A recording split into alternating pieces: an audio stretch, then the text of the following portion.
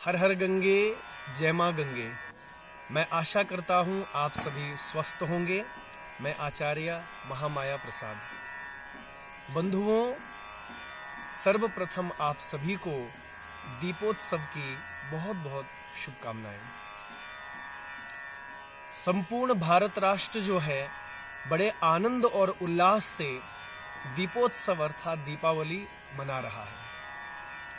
यह उत्सव जो है लगभग 4 दिनों तक चलता है। बंधुओं, इस दिव्य उत्सव का शुभारंभ जो है धनतेरस के द्वारा हम करते हैं। धनतेरस का अर्थ है कार्तिक मास के कृष्ण पक्ष की 13वीं तिथि अर्थात त्रयोदशी तिथि। दूसरा उत्सव जो है नरक चतुर्दशी के रूप में हम लोग मनाते हैं। और तीसरा जो है दीपावली दीपोत्सव, जिसमें महालक्ष्मी का पूजन हम सभी करते हैं। और चौथा जो है भैया दूज के रूप में हम लोग मनाते हैं। सबसे पहले धनतेरस का महत्व जो है हम लोग समझें। देखिए, त्रयोदशी तिथि, कार्तिक त्रयोदशी तिथि को भगवान धन्वंतरी का पूजन किया जाता है। और यह प्रसंग जो है समुद्र मंथन से जुड़ा हुआ है। जब देवताओं ने और राक्षसों ने मिलकर समुद्र मंथन किया, आज ही के दिन अर्थात धनतेरस के दिन जो है धन्वंतरी भगवान अमृत कलश लेकर के प्रकट हुए थे। और धन्वंतरी पूजन का इस दिन जो है बहुत सुंदर विधान है। धन्वंतरी भगवान का पूजन इस दिन किया जाता है। और इसके अतिरिक्त जो है समुद्र मंथन के जो रत्न हैं और स्वर्ग की संपदा जो समुद्र मंथन से प्राप्त हुई है, उस संपदा का स्वामी जो है बंधुओं कुबेर महाराज को बनाया गया। और इसी दिन जो है कुबेर महाराज का भी पूजन किया जाता है। भगवान धन्वंतरी कुबेर महाराज का पूजन कार्तिक कृष्ण पक्ष की त्रयोदशी को किया जाता है, जिसको हम धनतेरस के रूप में मनाते हैं। और यह बड़ा सुंदर उत्सव जो है पूरा भारत राष्ट्र आनंद और उत्साह से मना रहा है। धनतेरस के दिन विशेष जो है आपके घर में जो स्वर्ण के आभूषण हैं या अनेक प्रकार की आपने जो या चांदी के जो आभूषण हैं या पात्र हैं, या भगवान धन्वंतरी की जो मूर्ति है, या फिर भगवान कुबेर जो है श्री कुबेर महाराज, उनका यंत्र जो है आप उसका पूजन जो है धनतेरस के दिन कर सकते हैं। अब इसके बाद जो है नरक चतुर्दशी हम लोग मनाते हैं। नरक चतुर्दशी के दिन जो है यम का पूजन जो है वह विशेष रूप से किया जाता है। हम यमराज से प्रार्थना करते हैं कि हमारा परिवार जो है यम से सुरक्षित रहे, उसके लिए यम का पूजन। और आप सभी अपने घरों में जो है धान, चावल छिलके सहित जो धान है उसको रखिए और दक्षिण दिशा की ओर उस धान के ऊपर जो है आप मिट्टी के दिए में दीपक जलाइए। दक्षिण दिशा की ओर जो है उसका मुंह करिए। उससे जो है, क्योंकि दक्षिण दिशा जो है वह यमराज की दिशा मानी जाती है। और इससे जो है कहते हैं यमराज प्रसन्न होते हैं। और इस प्रकार हम अपने परिवार की खुशहाली के लिए, उनकी सुख शांति के लिए यमराज से प्रार्थना कर सकते हैं। इसके अतिरिक्त जो है दीपोत्सव, दीपावली हम मनाते हैं। सबसे पहले दीपावली का आप अर्थ समझिए कि दीपावली कहते किसे हैं। दीप धन आवली। दीप का अर्थ दिया है और आवली का अर्थ पंक्ति है। दियों की पंक्ति ही दीपावली कहलाती है। बंधुओं, हमारे भारत राष्ट्र में, हमारी संस्कृति में, हमारे सनातन धर्म में, हमारे घर में जो भी उत्सव होते हैं उनमें दियों का बहुत बड़ा महत्व है। और शास्त्रों में, हमारे वेद पुराणों ने घी का दीपक जो है वो सर्वोपरि बताया है। घी का दीपक जब जलता है इसका वैज्ञानिक तथ्य भी है। घी जब अग्नि के संपर्क में आता है तो बंधुओं उससे एक बहुत सुंदर सी ऊर्जा, एक बहुत सुंदर दिव्य सुगंधी उससे प्रकट होती है, और वह सुगंधी जो है हमारी आत्मा को संतुष्ट करती है, और उस सुगंधी के द्वारा देवता भी प्रसन्न होते हैं। और हमारे घर में यदि वास्तु दोष है या किसी प्रकार की भूत प्रेत बाधा है तो कहते हैं उस दिव्य सुगंधी के द्वारा जो है वह भूत प्रेत बाधा जो है समाप्त होती है। तो घी का दिया जो है सर्वोत्तम बताया गया है। इसीलिए हमारे सनातन धर्म में घी का यज्ञ किया जाता है। घी का, गौ माता का घी यदि हो तो सर्वोत्तम बताया जाता है। और इसके अतिरिक्त जो है, इसके पीछे यह भी कारण है कि दीप, दिया, मिट्टी का दिया और तेल, आप यदि इसको दीप बना करके प्रज्वलित करें तो बंधुओं कहते हैं कि दीपक जो है वो सकारात्मक ऊर्जा का प्रतीक है और नकारात्मक ऊर्जा को मिटाने वाला है। या कह सकते हैं दीप प्रकाश का द्योतक है, और प्रकाश ज्ञान, ज्योति, एक रश्मि, एक आत्मशक्ति को दर्शाता है। हमारी आत्मशक्ति बढ़े, हमारे जीवन में आनंद रूपी प्रकाश आए, इसलिए हम दीप प्रज्वलित करते हैं।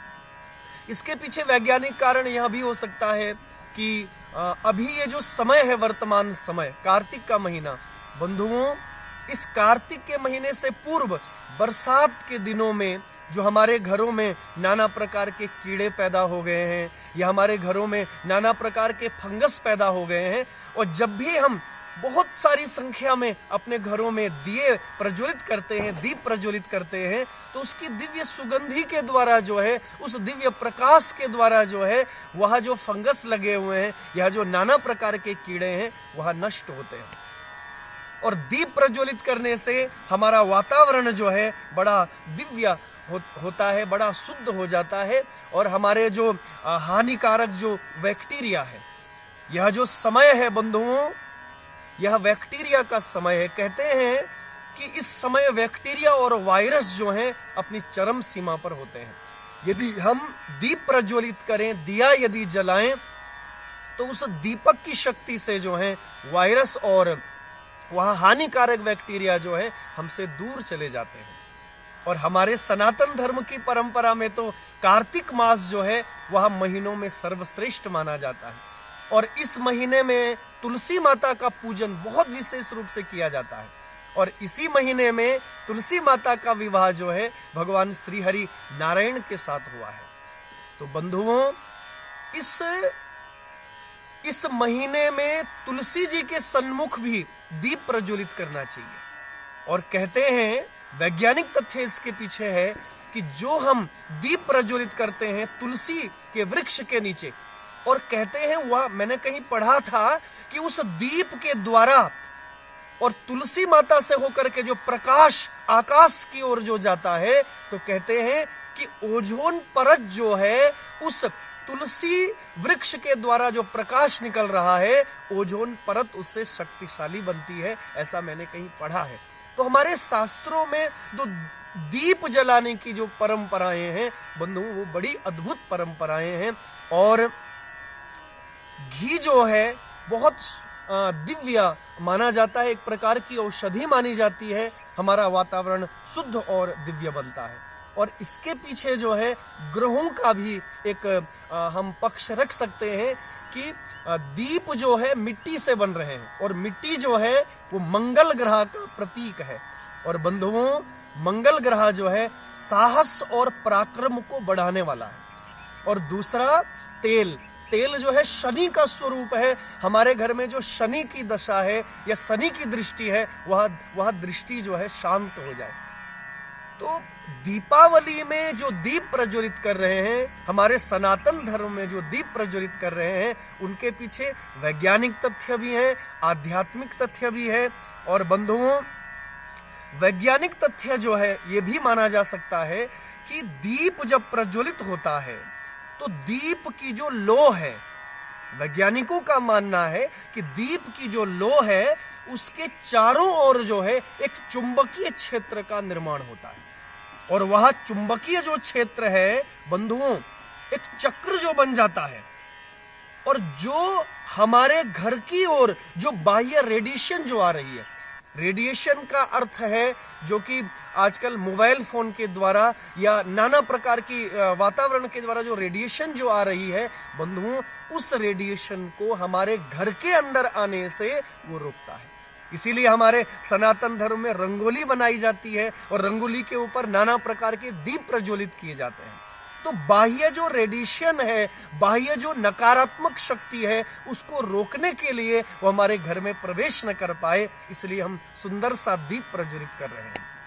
और बंधुओं, दिए के धुएं से जो है जितने भी वैज्ञानिकों ने माना है कि जितने भी बैक्टीरिया और वायरस हैं वो नष्ट होते हैं। और वैज्ञानिकों ने रिसर्च किया है इस बात पर कि दीप प्रज्वलित करके तेल और मिट्टी के दिए के संपर्क में जो जोत जलती है, जो लौ जलती है, उससे किसी भी प्रकार का प्रदूषण नहीं होता है, किसी भी प्रकार का प्रदूषण नहीं होता है। और वैज्ञानिकों ने माना है, हमारे आध्यात्म विज्ञान के ऋषि मुनियों ने तो हजारों वर्ष पूर्व यह बात स्वीकार की है, लेकिन आज वैज्ञानिक भी इस बात को मानते हैं कि दीप की लौ को निरंतर देखने से दृष्टि, जो हमारे नेत्रों का जो रेटिना है, वह शक्तिशाली बनता है।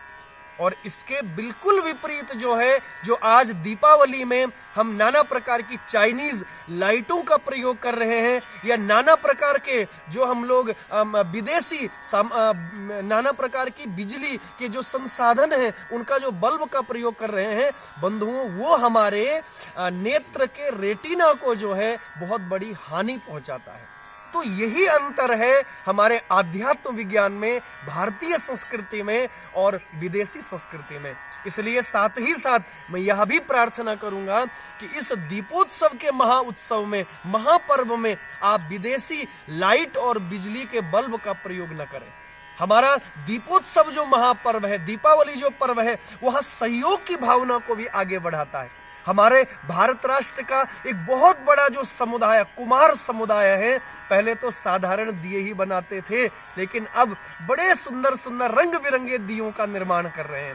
तो ये सहयोग की भावना जो है, दीप, एक दीप से दूसरा दीप, दूसरे से तीसरे दीप, ये दीपों की जो पंक्ति हम निर्माण कर रहे हैं, ये सहयोग की भावना भी हमारे अंदर बढ़ाने वाली है।